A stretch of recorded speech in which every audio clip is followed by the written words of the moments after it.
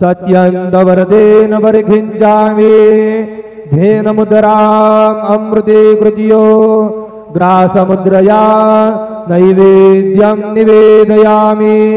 ॐ प्राणाय स्वाहा ॐ अपानाय स्वाहा ॐ व्यानाय स्वाहा ॐ उदानाय स्वाहा ॐ समानाय स्वाहा ॐ ब्रह्मणे नमः।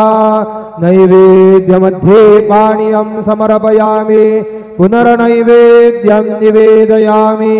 ॐ प्राणाय स्वाहा ॐ अपानाय स्वाहा ॐ व्यानाय स्वाहा ॐ उदानाय स्वाहा ॐ समानाय स्वाहा ॐ ब्रह्मणे नमः।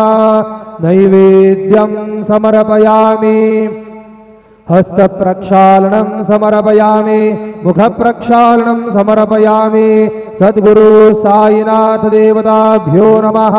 प्रार्थनापूर्वक नमस्कारं करोमि।